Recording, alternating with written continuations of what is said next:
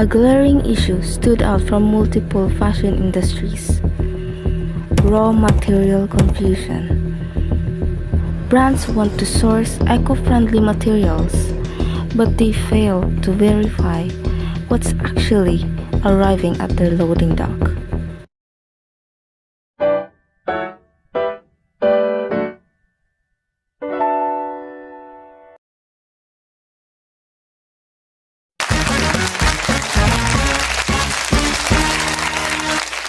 Look at the garments hanging in your closet right now. Do you actually know what they are made of? How they are dyed, and where do the factory scraps went? And that would be all what we are talking about today in our podcast. Welcome to The Green Thread, a podcast exploring the frontiers of sustainable fashion, engineering, and clearer production. I'm your host, Maria Luella B. Balvin, and today we are deep diving into the monumental framework built right here at the Bicol University College of Industrial Technology for a brand new three-part competency-based learning material, or the CBLM. We're about focusing entirely on the textile waste management. But before we introduce the masterminds of who authored these modules, we need to address the structural foundation of how this curriculum was born. Traditionally, when academic institutions design a training course, they run a TNA, or the Training Needs Analysis. A TNA works inward. It generalizes existing internal skills and audits what workers or students currently know, and builds a ladder to fix immediate performance gaps.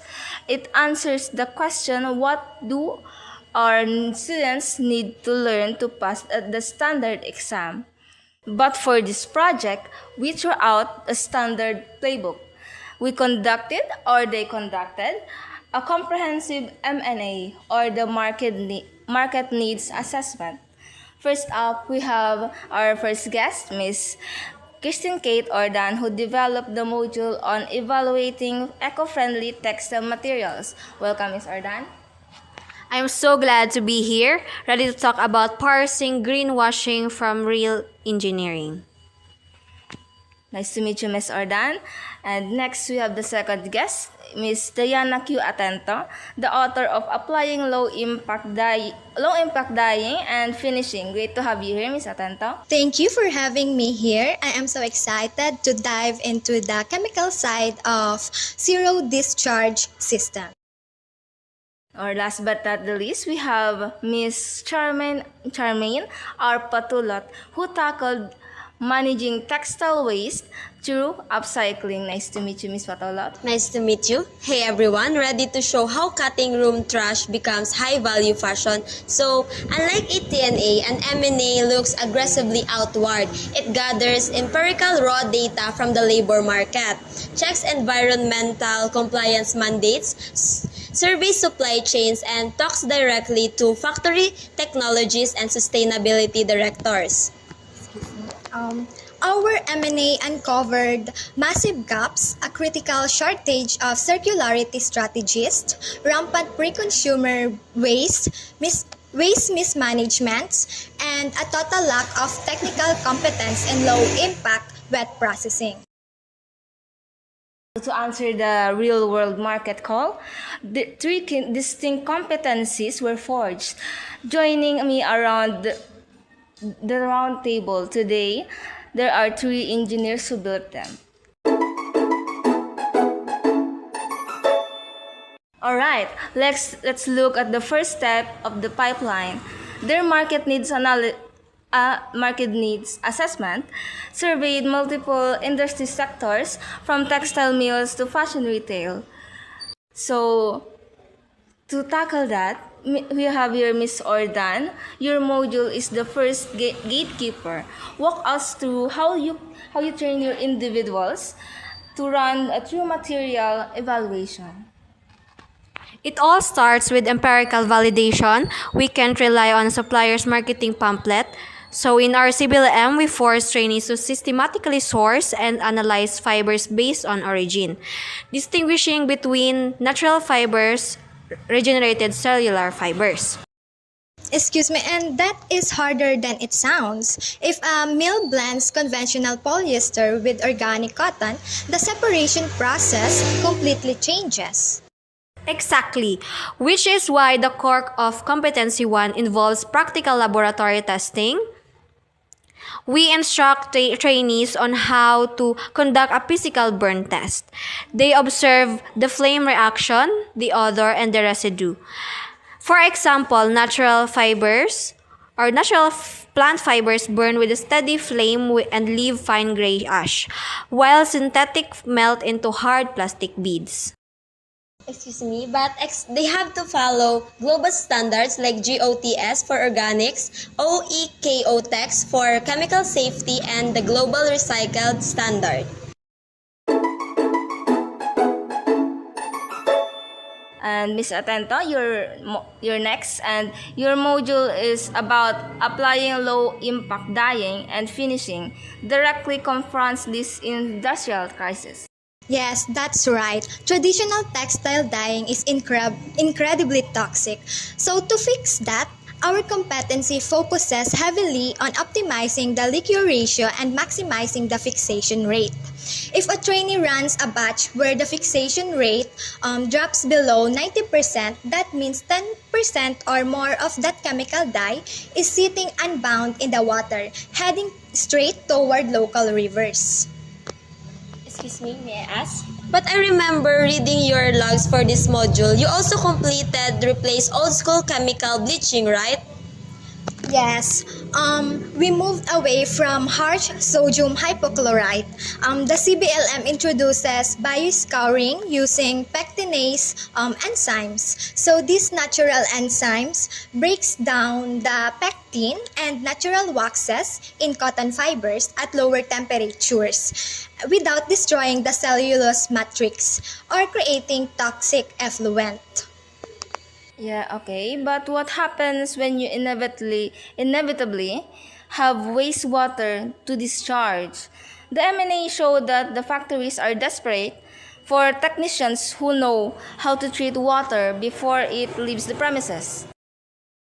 Executing a flawless mass balance calculation to account for every chemical input and output. Then they perform real-time effluent treatment in the lab.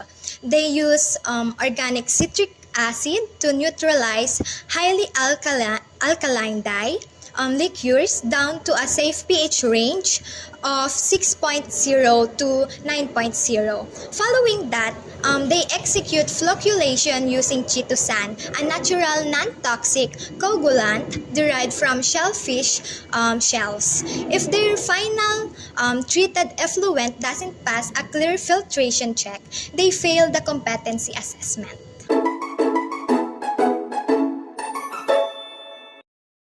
So it is incredibly clear how these modules move away from theoretical classroom work and straight to the rigorous field-ready industrial operations.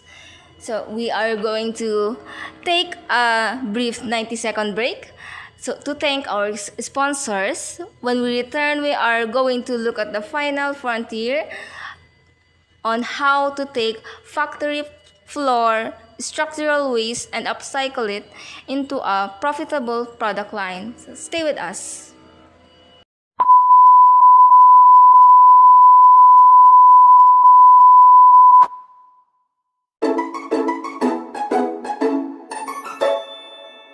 Welcome back to the Green Thread. We are tracking the life cycle of Sustainable Garment Training Unit or Training Build via Bicol University's Market Needs Assessment. We've evaluated our ecofibers. We've dyed them using low-impact enzymatic chemistry. Now let's talk about the cutting room floor. And Ms. Patulot, your competency is about managing textile waste to upcycling, turns structural liability into pure assets. Exactly, Miss. Our M&A or CBLM revealed that a major blind spot for local manufacturers is the sheer volume of fabric cuts-off that are simply thrown into landfills because nobody has the skills to re-engineer them. So in our module, the very first step is teaching trainees how to categorize waste into two distinct streams. First is pre-consumer waste and post-consumer waste. May I ask, just to clarify for our listeners, what's the fundamental difference when dealing with them in production? First, pre-consumer waste consists of clean factory offcuts, roll ends, and salvages. They are highly uniform and structurally predictable, while post-consumer waste involves second-hand garments or discarded household textiles. And also, post-consumer waste is significantly harder to process because it has endured real-world wear. Therefore, our CBLM implements a strict quality inspection protocol. So, trainees must check for structural defects, fabric thinning, stains, and environmental contamination like mold. So, if a material shows signs of rot or extreme fiber degradation, it is hit with a critical defect rating and rejected immediately. Okay, so and walk us through on the actual reconstruction phase.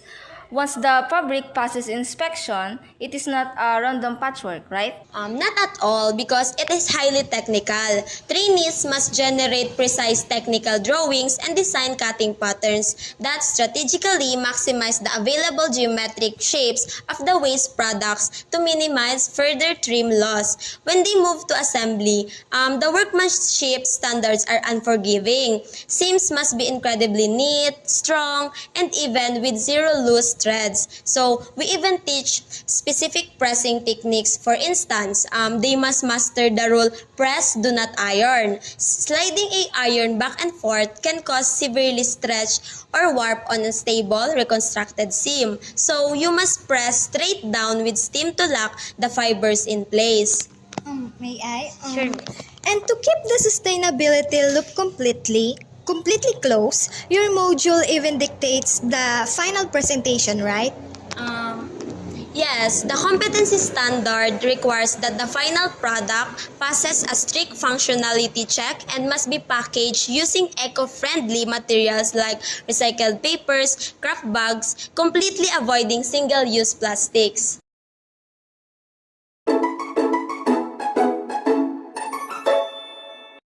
It is deeply inspiring how these three individual modules connect seamlessly into a unified, market-driven ecosystem.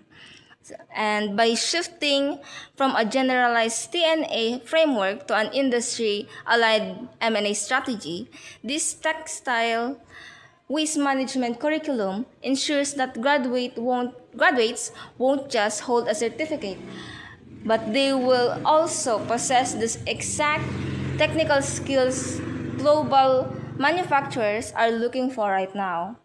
And let's go around the table one last time for a 3-second final takeaway. Miss Ordan, your closing thoughts? Don't guess your fibers, validate your supply chain with certified data, and calculate that green premium accurately. Miss Diana, your second thought? Keep your chemical fixation rates high and never let untreated effluent leave your facility room. And lastly, Miss Patulot? Treat textile waste is a design constraint that drives innovation. Upcycling is high-level manufacturing, not a hobby. Beautifully stated. That wraps up this episode of The Green Thread. If you want to review a full laboratory rubrics, the green premium formulas, or check out our complete Bicol University Market Needs Assessment Report, we have left all the documentation links directly inside our show notes. Here is our single challenge for you today. Hit that subscribe button right there, and so you never miss a single episode of our sustainable engineering series. A huge thank for our expert panel, on expert panels, and keep your footprints low, your standards high, and keep your threads green. See you all next Sunday. Bye!